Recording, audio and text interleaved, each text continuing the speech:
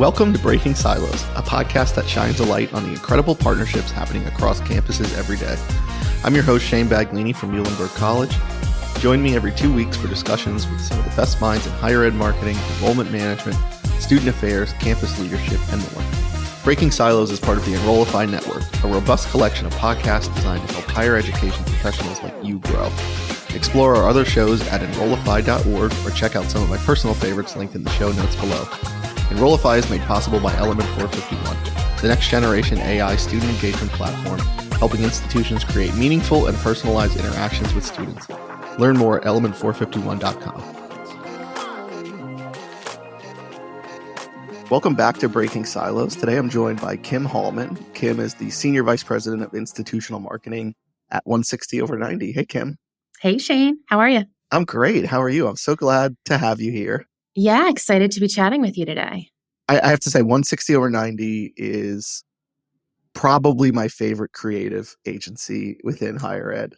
Oh, I love that. Thank you. I just love that you all are constantly sort of willing to push boundaries and break the mold of what higher ed marketing could be. And so I've been a long admirer of your work. So I'm excited to talk to you today. And speaking of breaking the mold, we'll jump right into our conversation about integrating MarCom units on campus, which you've got some background in and some deep experience. And so I'm curious to start off our conversation. These groups are often grouped together, either by choice or by necessity, but they serve very distinct purposes. So what are some of the key distinctions between the two in higher ed specifically? And I think, why is it important for us as marketers and campus leaders to recognize and appreciate those differences? Yeah, well, first of all, I want to thank you for entertaining this topic, because I know the focus of the podcast is breaking silos, and arguably that's already been done in this case, right? Marketing communications almost exclusively live together in the academy, so much so that they're often merged under the banner of one word, MarCom, and they're treated as semi-synonymous, which really perpetuates the idea that they're actually one and the same discipline. My assertion, from my experience, is that while marketing and communications are related, and absolutely they can fuel one another, they are actually distinct sciences with distinct skill sets and objectives. So there's benefit to, we'll say, consciously uncoupling them, respecting the nuances and the decided advantages of each, and then reframing, maybe even repackaging them as complementary disciplines. So I'm going to momentarily silo, but then ultimately we'll get back to more of this kind of Venn diagram model where there are points of overlap, but also clear points of separation where it's appropriate. So to your question, what are the key distinctions and why pull them apart between marketing and communications? I'm actually going to start with communications, because I believe as a best practice that comms precedes marketing. But at its highest level, for me, communications answers the question, what is the message? So it's about positioning, it's development, and then dissemination of a really key narrative. In higher ed, communications works really hard to ensure that an institution's voice is clear, it's credible, it's recognizable, it's mission aligned. And then big picture, communication supports organizational goals. So things like relationship building, awareness, reputation, perception, even trust. The KPIs here are maybe a little softer, if you will. It's stakeholder engagement, it's message clarity, it's brand sentiment, but all incredibly important things. When we get to marketing, that answers the question, okay, how do we actually get people to do something? So it centers on message distribution, but the key distinction for me between the two is that marketing is really sales driven, right? It's promoting and selling a product or a service or an offering. Yeah. And so in that way, it more directly supports business goals. And there's some pretty clear KPIs attached there. So product or ticket sales, lead gen, customer acquisition, market expansion, in higher ed, admissions, say, things like inquiries and applications. So there are similarities. Audience engagement is really important to both. Both are aiming to reach very specific target audiences. It's not just broad strokes. Communications can be internal and external, marketing primarily external, right, or customer-centric because of the sales focus. Both rely on really compelling messages and effective expression of ideas. They both benefit from storytelling. They both can achieve emotional resonance. And I think they both can and should be influential. Sometimes people think communications, oh, that's informative, that's educational. Well, it is that, but I think there's also an element of persuasiveness, just not necessarily for an overt sale, but you're going to influence understanding and alignment on the comm side of the house, and then marketing more influencing that purchasing behavior. They both share tools and tactics. So it's not as simple as classifying, okay, that's social media, so that's in the marketing camp. That's PR, so that's in the comms camp. And they both contribute to shaping brand perception and driving brand loyalty. So while it might seem like semantics, though, there really is, I think, a strong business case for recognizing marketing and communications as discrete disciplines and then staffing them accordingly versus conflating the two, because they achieve different but equally important objectives in moving your audiences through that awareness, consideration, and choice journey. Yeah, that's such a great 30,000-foot view of the two. And I appreciate your insight on in terms of communication sort of leading the storytelling piece of that, and marketing being the sales arm, which, some of those terms in higher ed are taboo on campuses. But yeah, I mean, we are selling a product to customers at the end of the day. And so I think the two working together is so important. And I think, in my experience, more often than not, it's a more difficult process to come about. A lot of times institutions are in the process of sort of integrating the two. One of my dreams for higher ed is for every institution to have a CMO and a CCO and to function in those roles. And it'll never happen. But, a lot of times it's one person being responsible for all of those things. And so how can institutions do a better job at integrating marketing communications efforts to maximize impact of the two? Well, I think the word that you chose, integration, is really key, because integration to me doesn't mean blending marketing and communications into a single function or job responsibility, right? It means ensuring that those two crafts and then the respective teams that are responsible for them are working in concert with a mutual vision. So a couple of things that I would point to in terms of integrating. The first is simple. It's by the book, but it's starting with a shared content strategy. So marketing comms, different tenors to them, slightly different end goals like we talked about, but they share core audiences, they share core channels, so they should align strategically. And I would recommend they should layer into a shared content strategy. Different organizations call them different things, but some kind of central document that spells out core content focus areas that can then be represented in both comms and marketing. So those content areas should consider your institution's strengths and your areas of excellence. It should try and pull you apart and create some distance from the competition. It could consider the needs and wants of your audiences. So sometimes that is just to learn more. Sometimes that's to a little bit closer connect with an organization on values. Sometimes it's going to be to take an explicit action, right? To enroll, to donate, to attend. Other times it might be to be invited into co-authoring this impact narrative with a university. We need to recognize what those different opportunities are. And then finally, those content focus areas need to overlay some measure of cultural context, because we just don't have the luxury of talking to our audiences in a vacuum. So that would be the first, right? We're mapping out these shared content areas. Then secondly, we're going to move toward a joint marketing and communications plan or content calendar. You layer in your audience segments, your earned, owned, shared, paid channels, what have you, and then your key timing, which is what you have going on in the academic calendar, seasonal milestones, cultural happenings, while still giving some room for opportunistic storytelling. But I really think seeing in one place, side by side, your planned marketing and communications touch points allows you to be really thoughtful about what and how much content you're pushing out, but also who's receiving what messages and how often. And that way you can get at this ideal cadence, something that feels high touch, but not completely oversaturating, but also that ideal balance of the informative, the instructional, but also the explicit call to action content. And then the third thing that I would say is you got to collaborate on the execution, right? So a shared strategy is great and best practice, but we also need marketing and communications to work really cooperatively and collaboratively so that their efforts can build on one another. If I were to point to an example, when you have some earned media that's streets, right? It's a form of communications that's third-party published.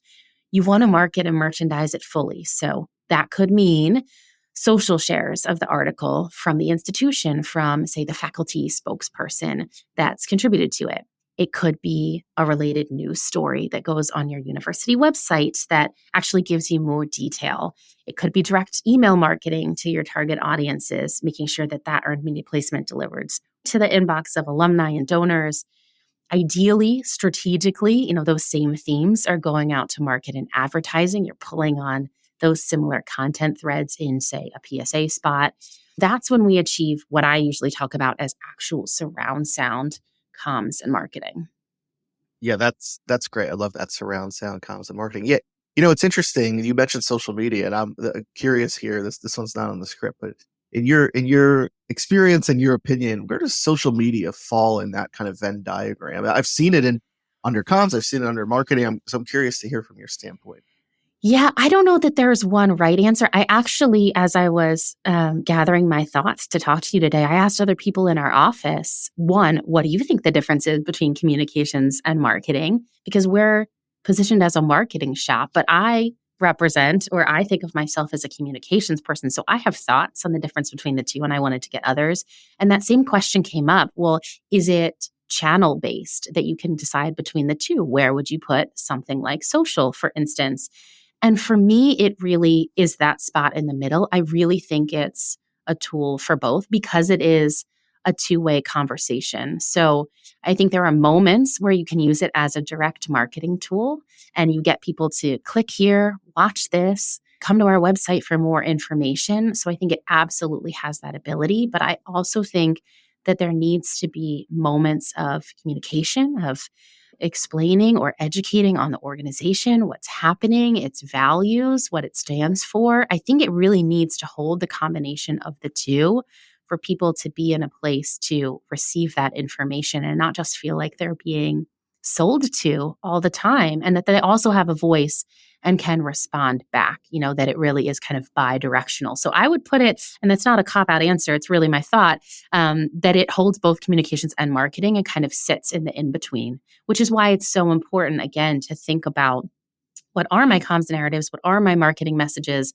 and then how are they going out to these audiences over time so that you have the right balance of the two. Yeah, it's such a great point. I think social media in a MarCom sense is one of the more silo breaking roles on a team. It just spans the student experience, student recruitment, family engagement, alumni engagement. There's so many things happening with social media that one of the more underrated professionals on our campus, which leads me to my next thought here and my next question.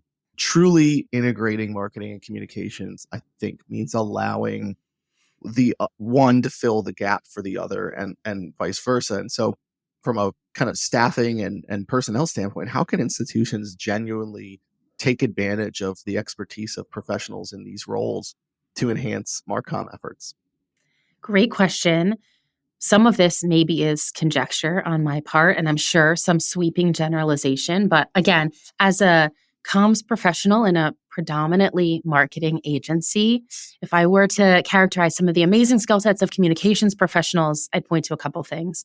The first is expertise in big picture positioning. The second, I would say, strategic messaging and writing, emphasis on the strategic.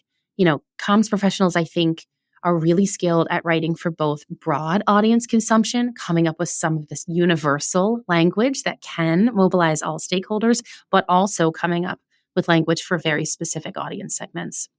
They're great at articulating the why. And then I'd say overall reputation building, especially with those two-way dialogues like we were talking about with stakeholders, earned media. PR is in some ways a bridge between comms and marketing, but in my opinion, it leans a little bit more toward the comms side. And then, of course, you have some of those things around issues management that are just a reality. Marketers, I would say, tend to excel in areas like creative copywriting. And that's not to say that communicators aren't creative, but I think when you're thinking about like writing in sound bites or headlines or those kinds of things, that's a marketing skill set in particular. The marriage of verbal and visual vocabulary, communications largely word driven. Marketing is where you also see the coupling of imagery and graphics and design, content engagement strategies, campaign ideation, thinking about how this story can unfold, over time. And then again, those calls to action and those conversion strategies. So the two, I think, are powerful as standalone disciplines, but they're exponentially more effective when you're using them in combination because, like you pointed out, even in the framing of your question, they fill those gaps. So to communicate without ever introducing that explicit call to action or that ask to engage, it can't completely fulfill your business objectives as an organization. On the other hand, to market without having that clear narrative in place or without even having some of those sort of pressure-free, sales-free moments is exhausting and it gets rejected by audiences. So it really is kind of a team sport. And I think probably also worth noting, marketing and comms work really well together on a spectrum. If you think about comms doing some of that narrative legwork and then marketing doing more of the heavy lifting of moving audiences to action. But even more so, I think they work really well in this continuum model, kind of on this loop. Again, that's mutually informative and then mutually beneficial. Yeah, that's a great way to frame it, that continuum of sort of, and it goes back to your point of comms sort of leading the charge and marketing, picking up where comms is leaving off. It's a great way to think about it on a continuum. So I appreciate that insight. Higher ed is in a very unique time. As at the time of this recording, there are countless challenges and external attacks, so to speak, on higher ed and the validity of what we do.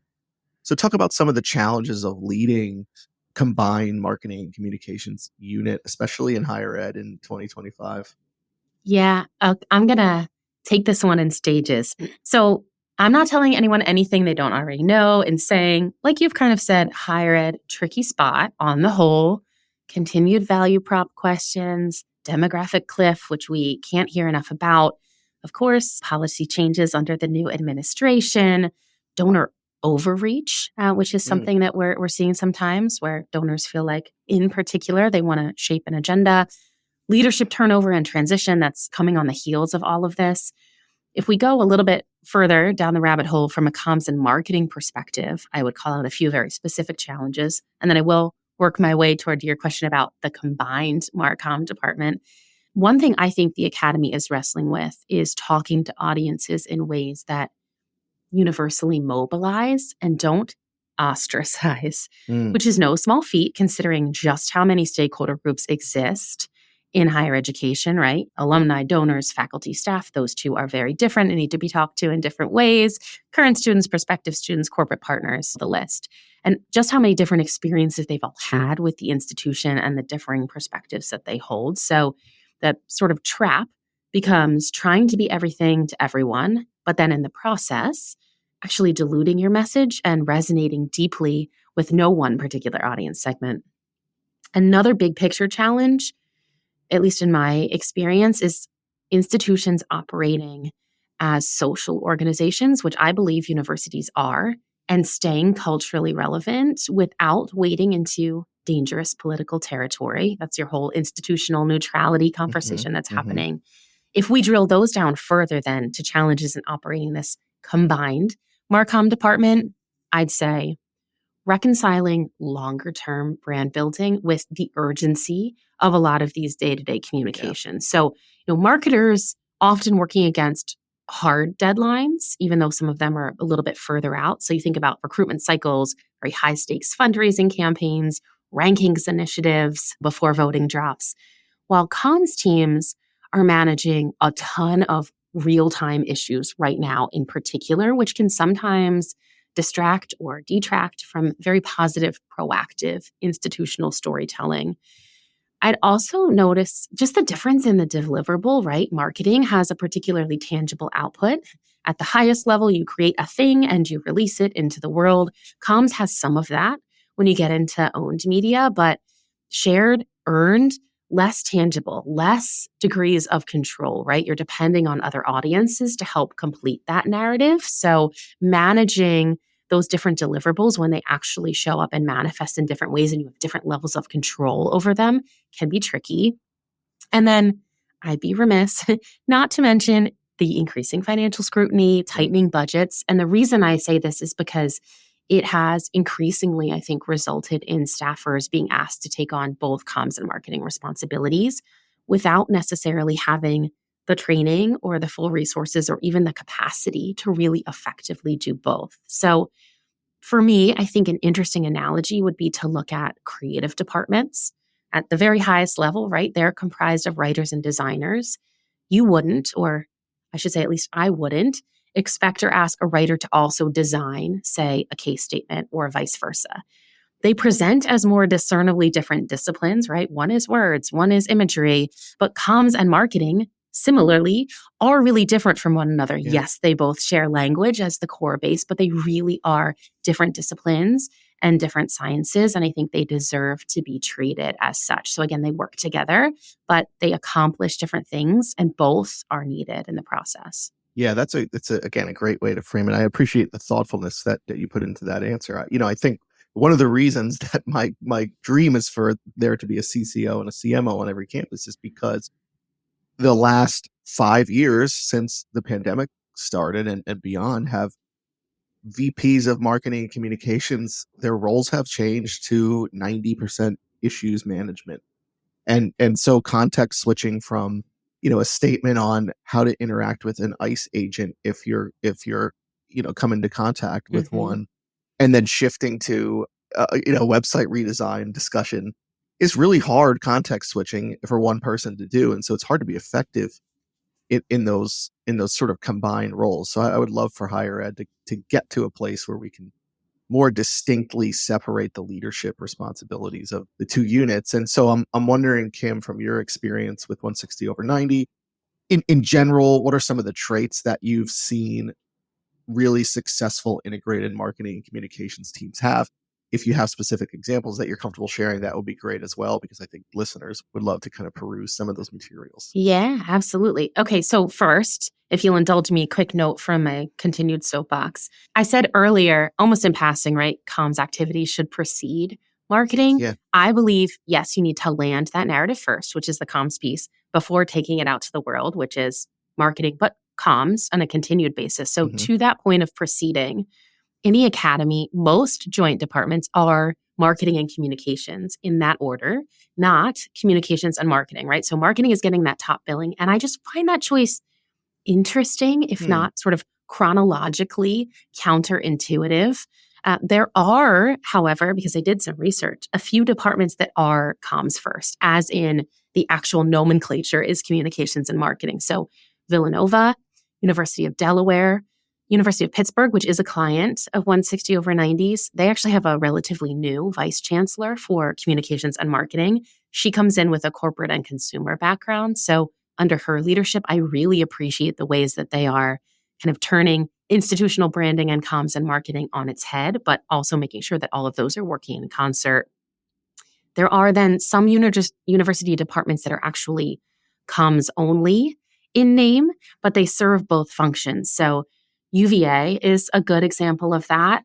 They are a client of ours. Marketing is a discipline, creative is a discipline, digital is a discipline, but they all live under the banner of university communications, which I think signals really strategic intent over a sales first intent. And that often plays well in environments like higher ed. As you said, there can be sometimes an aversion to this thought or idea of selling. Similar story with UW-Madison, another longtime 160 client. They have an Office of Strategic Communication with a shared purpose then across content strategy, brand strategy and marketing, and public affairs and institutional communications. And then you have other universities that truly operate as comm shops without much of a marketing function, but we'll put them to the side for now because we really want to talk about moving the two forward in parallel and then working together. So both UVA and UW-Madison have centralized communications and marketing functions, and in my experience, are doing a really fantastic job of bringing together strategists, writers, artists, designers, communicators, publicists to really cohesively storytell across their different channels and across audience segments. But I would say, even apart from the actual naming conversation, the key, again, is just for marketing and communications to work together in service of institutional storytelling. So the disciplines should not be siloed because there is this natural overlap that we've been talking about. They shouldn't be treated as synonymous, though, because there are differing approaches and objectives. But also that middle ground of just simply coexisting, I don't think helps institutions capitalize on the best of their combined resources. The two really need to like actively inform and reinforce one another. When they do, in those couple of examples, and I'm sure more, it makes the work more cohesive. It is grounded in comms. It is more creative at the same time from marketing. It just becomes culturally rich together. I think it makes the content creators smarter. They get challenged in different ways. They're exposed to different lines of thinking, sometimes more inspired in the process. And I've seen it really help the consumer experience or that end user stakeholder audience on the receiving end of the content. Because again, they're not just being sold to, they're not just being talked at, they are respected as stakeholders, shareholders, and consumers. Or you can think about it, they're participants in the narrative, but they're also purchasers at some point. They are information seekers, but they're also investors in the brand. Whatever you want to set up, it is reconciling those two. So a couple places maybe where we can improve if we're headed in that direction together. One would be the ways that communicators and marketers both have a seat at the strategy table and can co-plan. Just going back to what we talked about a little bit earlier, I don't think it is solely the role of communicators to be having those strategic conversations. I think it's both. Then when it comes to execution mode, allowing those individuals or allowing the comms and marketing teams to really focus on their unique craft while still being exposed then to facets of that other discipline. I just think that strengthens understanding and gives this more holistic POV. And then the last would be just in the ways we communicate and market ourselves as dedicated specialists, as marketing and comms co-disciplines, and then as unified departments. Yeah, that's great. It's you mentioned all the schools that are doing communications and marketing. I would say that Muhlenberg is one of them. We are the Office of Communications and Marketing, and that's been a cultural shift for us as an institution and as a team to working together on creating content that is directly geared toward marketing to our audiences. And then it's interesting because those relationships spill over into marketing and admissions and MarCom and athletics. And so all those stories start to get told together. And so as we part here, Kim, any advice for specifically people leading combined units that don't, that may be looking to move in a more integrated direction on where to start? Is it a conversation with leadership? Is it a conversation with your team in terms of shifting their mindset? What's a starting point for somebody who might be listening, thinking to themselves, boy, I wish marketing and communications were more integrated? Yeah, I mean, that's the theme of today, but I think it's both. So if you have someone who's coming in as a CMCO or a CCMO, which is probably less common in that order, they're going to have come up probably on one path or the other. So they might have a natural appreciation and inclination for either the comms craft or the marketing craft.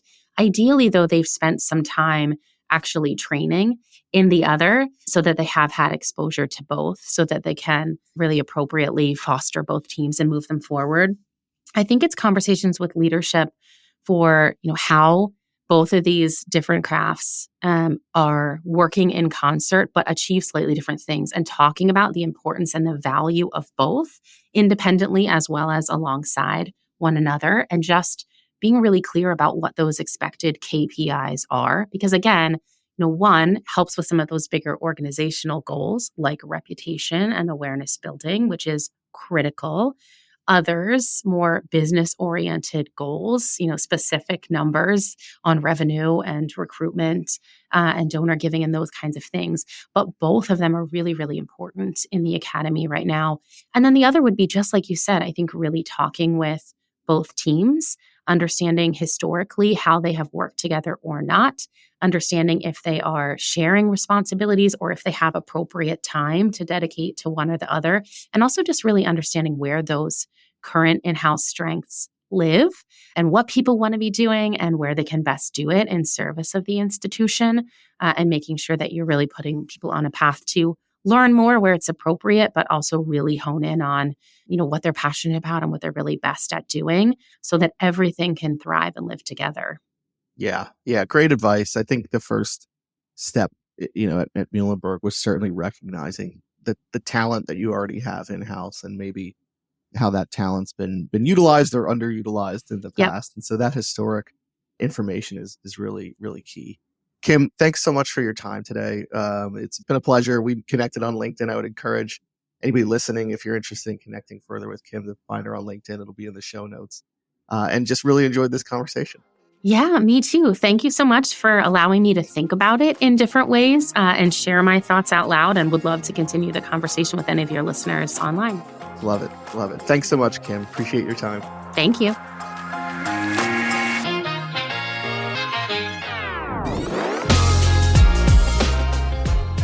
Breaking Silos is part of the Enrollify podcast network. If you like this podcast, chances are you'll like other Enrollify shows too. Our podcast network is growing by the month, and we've got a plethora of marketing, enrollment, and higher ed technology shows that are jam-packed with stories, ideas, and frameworks, all designed to empower you to be a better higher ed professional. Our shows help marketers and admissions professionals find their next big idea and feature a selection of the industry best as your host. Learn from Dave Builds, Jenny Lee Fowler, Eddie Francis, and many more of your favorite leaders in higher ed. Enrollify is made possible by Element 451, the next generation AI student engagement platform, helping institutions create meaningful and personalized interactions with students. Learn more at element451.com.